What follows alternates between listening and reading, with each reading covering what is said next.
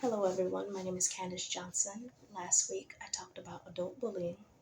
Today I'm going to discuss that a little bit more. I'm going to reiterate one of my main points from the last milestone.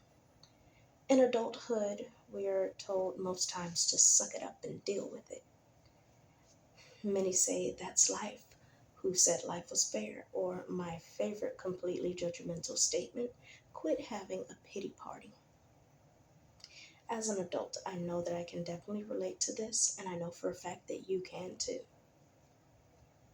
Just because we're not children doesn't mean our problems don't matter. We need to stop this ignorant way of thinking. This isn't something we can wait for. We need to stop doing this now. Otherwise, if we keep putting this off, the issue will never be resolved. We think of bullying as a child issue, and well, it is, but the grim reality is that one of the greatest oppressors of our modern day is adult bullying.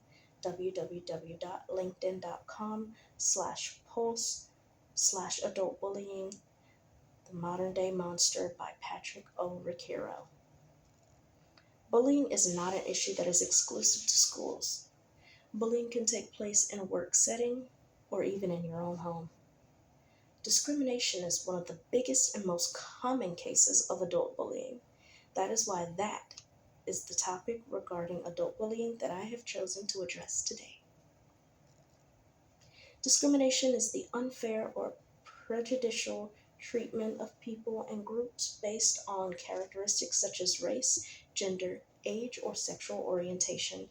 www.apa.org/topics/racism-bias-discrimination/types-stress. Discrimination can be stressful even for those who haven't gone through it. Just being a member of a group that is regularly discriminated against can be stressful. For example, I have never been targeted by police nor placed in jail for no apparent reason. But I have seen it happen to other people right in front of my very eyes, and it makes me highly uncomfortable witnessing that as a minority. I have seen a police officer act as if he were afraid of my brother, who was riding in the car that my mother was driving one night. The cops kept stating that my brother kept moving around and that he didn't know what his intentions were. The cop insinuated that my brother was nervous for whatever reason when he wasn't.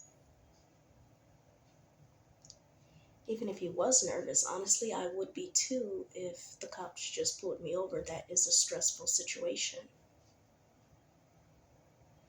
The cop eventually got bored with finding stupid reasons to target my brother, so he eventually did let us go.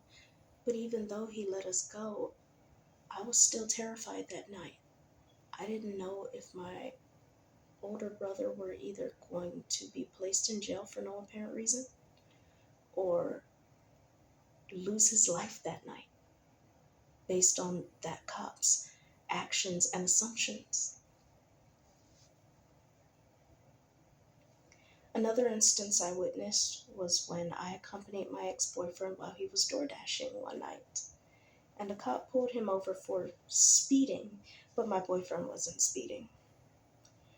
He had us pulled over for about 20 minutes. He asked to see his ID and insurance, and he made a big deal about the insurance because it was getting ready to expire. My boyfriend had to borrow about $500 from his friend just to renew his insurance right then and there because he wasn't going to let him go until he did.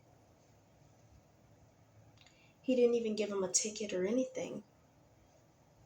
He was just bored and prejudiced.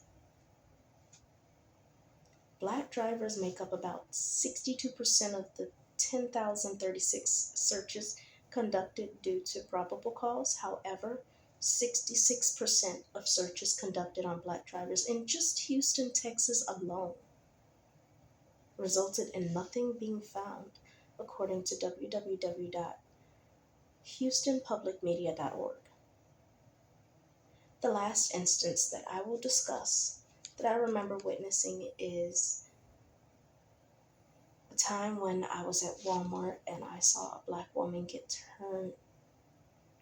into what turned into a heated argument with a Latino male due to the fact that she tried to cut in line in front of him and his girlfriend at the self checkout. Although the black woman was wrong for trying to cut in line, she did apologize and let him know that she was in a hurry. It was still wrong of her to do that, but I don't think she deserved to be treated the way she was just because of that. I recall the Latino male getting upset with her and the argument escalating to the point where he called her an offensive word.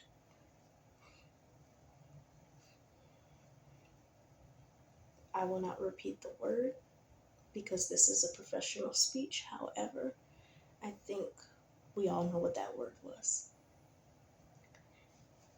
And at that very moment, the black woman completely lost her temper, and I do not blame her at all.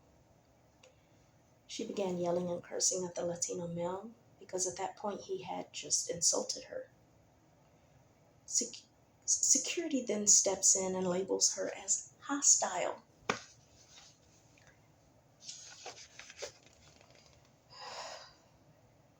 But when she told them about him calling her the offensive word that he called her, they claimed they didn't hear him.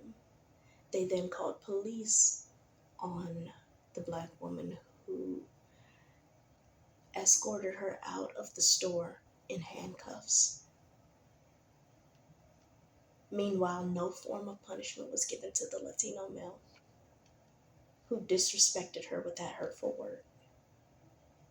And I wouldn't even say that was even a reason to call her that, honestly, for pretty much no reason. Although I do agree that she was disturbing the peace and that you can't curse in a public setting in which there are children, but I do not agree. Absolutely do not agree that she deserved that, nor do I agree that the Latino male should have gotten away scot-free the way he did. I definitely would have been the same level of mad in this situation if I were her. My point is that these 3 instances made me feel extremely uncomfortable. I have had my share of prejudice and discriminatory experiences in life, but nothing like this. It was never anything this bad. I count my blessings for not having to experience things like this. It made me feel extremely uncomfortable just witnessing it, and it didn't even happen to me.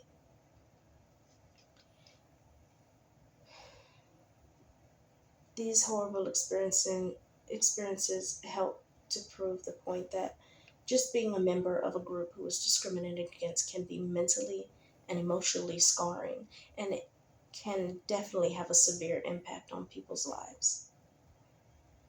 These types of experiences made me not even want to be a black person anymore. Racism and racism and discrimination against anyone is one of the worst forms of adult bullying and should never be accepted or taken lightly. Stop adult bullying. Thank you.